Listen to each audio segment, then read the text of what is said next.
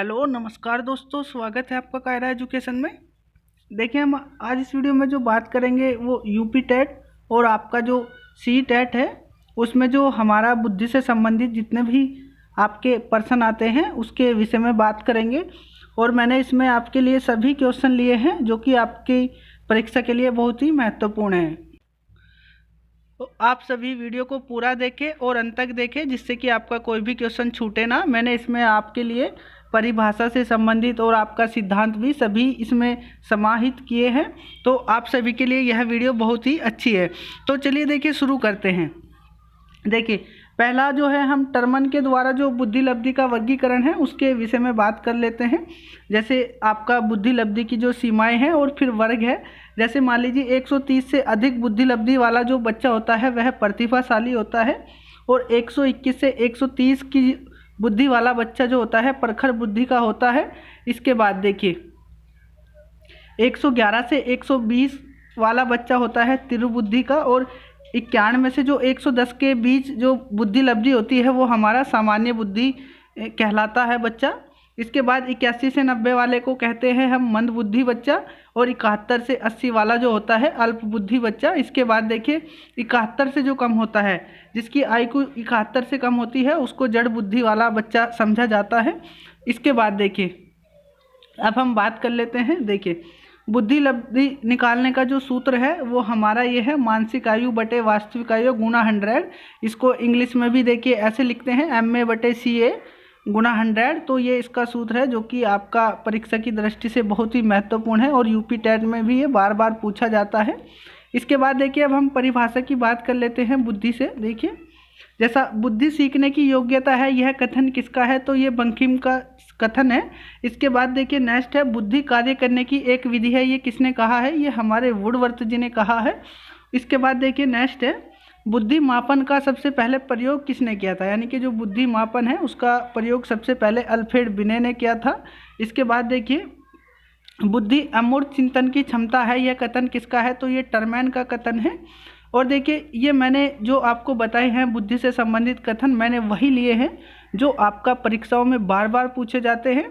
इसके बाद देखिए आपका जो बुद्धि को प्रभावित करने वाले कारक कौन कौन से हैं, तो आप देख सकते हैं जो बुद्धि को प्रभावित करने वाले कारक है, वंशानुक्रम हो गया आपका, वातावरण, आयु, प्रजाति, लिंग, स्वास्थ्य।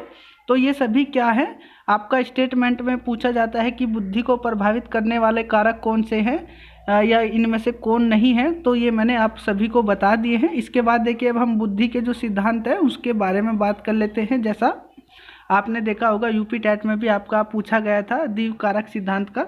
तो देखिए ये बुद्धि के सिद्धांत है। पहला अगर हम इसमें बात करते हैं तो एक कारक जो सिद्धांत है किसने दिया है, ये विनय ने दिया है, हमारा विनय टर्मैन स्टर्न।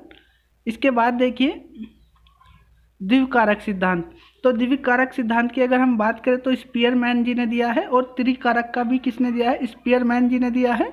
इसके बाद देखिए GS कारक सिद्धांत, एक GS कारक सिद्धांत है, ये भी हमारे स्पीयरमैन है, या GS फैक्टर के प्रतिपादक ये भी स्पीयरमैन है।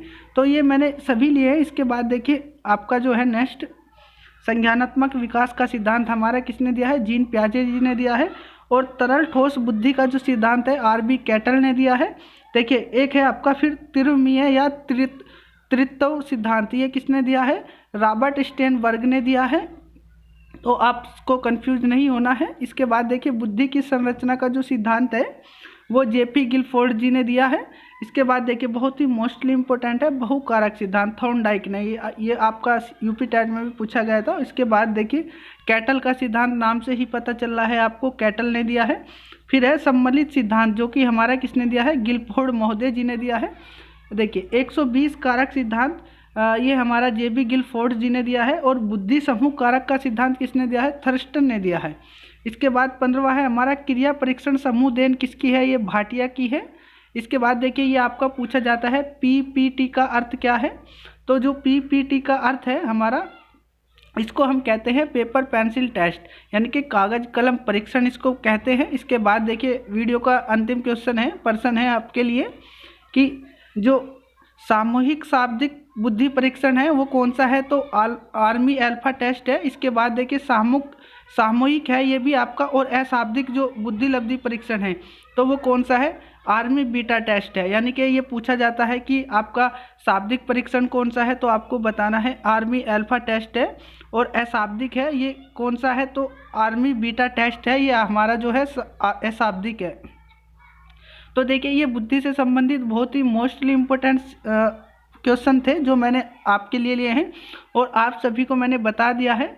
तो आप सभी वीडियो को पूरा देखें, अंत तक देखें, जिससे कि कोई परेशानी ना हो और आप अपनी तैयारी है उसको अच्छे से बनाए रखें, और हमारी वीडियो को भी ज़्यादा से ज़्यादा शेयर करें, हमें कमेंट भी करें और हमारे चैनल को भी सब्सक्राइब करें, जिससे कि हम आगे भी जो है इस तरह की वीडियो आपके लिए लेकर आते रहे।